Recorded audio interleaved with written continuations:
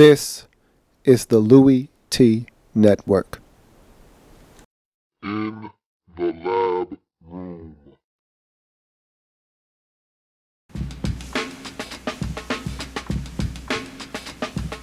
Who else could it be? Me, your me. Louis T, welcome. You are in the lab room, of course. I'm your host, Lou. Thank you for joining me. What time is it? Let me spell it out for you. Playall, time.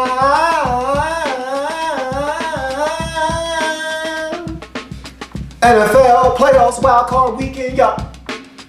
That's right. Playoffs? That's right. It's playoff time. Boy, there is no more exciting week in football than wild card weekend. We'll talk about that later on down the line. But today we're talking about the road to the playoffs and that of the Denver Broncos. It was not an easy, smooth path to the postseason for the Denver Broncos, but yet they still managed to garner the number one seed in the AFC playoffs.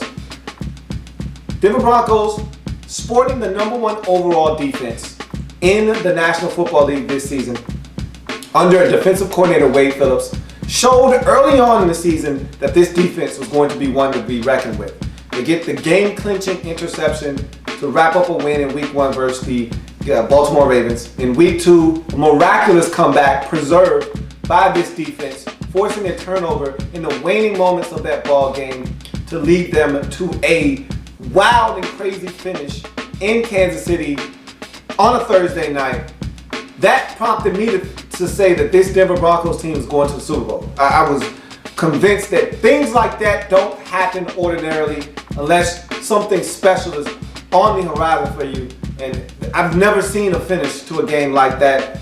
And so I crowned the Denver Broncos the champions of the AFC this season back in Week 2. But nothing is etched in stone with this team. As we saw all season long, they struggled with consistency on the offensive side of the football. For as good as their defense had been all season long, their offense struggled with consistency at times this year. And no player exemplified that more than quarterback Peyton Manning, who I thought at Cleveland had probably one of his worst showings of the season. And you could argue the Kansas City loss, where he throws 4 interceptions, and we'll talk about that here in a second, was his worst game of the season. But Cleveland, there were some egregious decisions, and that's the thing that I struggle with Peyton Manning this season, is the fact that it's not just limitations on his physicality and arm strength and all of those things that we know is starting to wane a bit. It's the decision making. He's still a mentally sharp individual in the decisions that he's making. I don't know if it's a byproduct of him thinking he can still do some of the things that he was able to do maybe 2-3 years ago that he can't any longer, or it's just bad decision making on the part of Peyton Manning. Either way, he's making some poor decisions. And in that game against Cleveland, I didn't think it was ever highlighted more so than in that ball game. They still managed to find a way to win, but it was not pretty. More so a byproduct of Cleveland losing the ball game than Denver going out and winning it.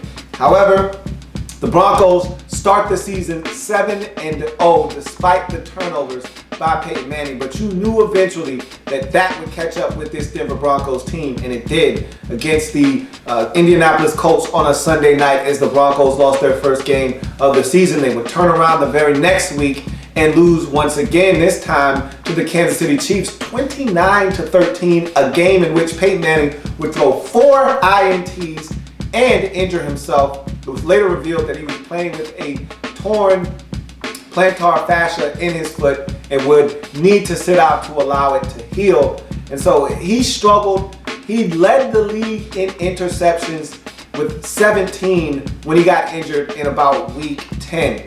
When he comes back in Week 17, he was still leading the league in interceptions. That's how bad and poor Peyton Manning had been playing up until he got injured. But nonetheless, enter in Brock Osweiler, the potential future of the Denver Broncos at the quarterback position. He comes in and picks up where Peyton Manning left this team off at before the 2 losses, wins 3 straight games, including a huge AFC showdown with the New England Patriots. They were able to win that football game which ended up being the deciding factor between this Broncos team and the Patriots for the #1 overall seed. Broncos win that game in overtime. They get the #1 seed via a tiebreaker, so that was a huge win.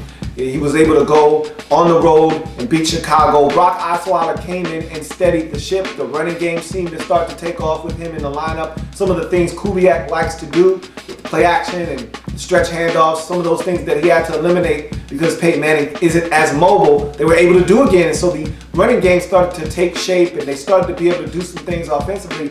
But then you start to see some of the young inexperience coming into play. They lose at home to the Raiders.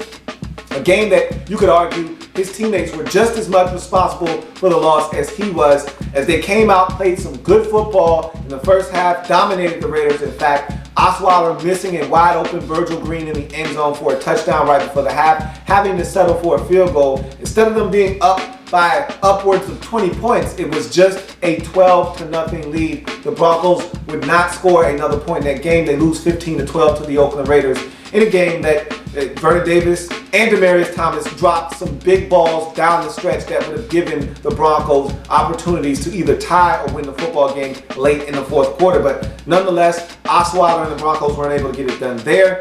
They lose another game in Pittsburgh, where it was a tale of two halves. Once Brock Osweiler entered the lineup, it was a tale of two halves for this Denver Broncos football team. They would either play really well in the first half and be the direct opposite in the second, or they would do it vice versa and struggle in the first half and then flip the switch in the second half. Either way, they weren't playing complete games of football, and it was making things rather interesting, like it did against the Pittsburgh Steelers. They jumped on the Steelers 27-7 in the first half 27-10 before relinquishing that lead in the second half, not scoring a single point in the second half of that game and allowing the Steelers to come back and win that football game. But they got it back together in time for a huge matchup with the Cincinnati Bengals on a Monday night. Winning that football game, it was not pretty. They were down 14-0 within a blink of an eye in the beginning of that football game, but they battled back. The defense ratcheted it up as they had done all season long, and Brock Osweiler completed some passes, did some things down the stretch to help them wrestle that football game away from the Cincinnati Bengals. Another huge win, talking tiebreakers in the AFC Conference.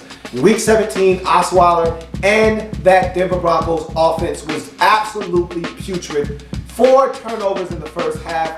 The very first possession of the second half, Osweiler fumbles the football on an exchange with one of the running backs. Actually, the running back gets hit as he's going up the middle of the field. Ball comes out for the 5th Denver Broncos turnover of the football game.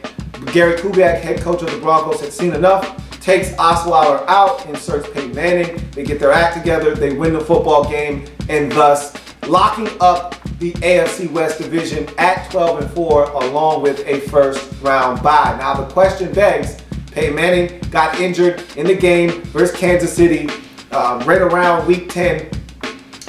He came back in week 17 and was able to play. Now the question begs, is this Peyton Manning's team moving forward? We think we know the answer to that. Broncos have come out and already said Peyton Manning is starting the game into the divisional round of the postseason. I think it's pretty safe to say that they're going to ride with Peyton Manning and allow him to see if he can't get it done and take this Broncos team to the promised land. They're running out of time in Denver. The hourglass is running out of sand.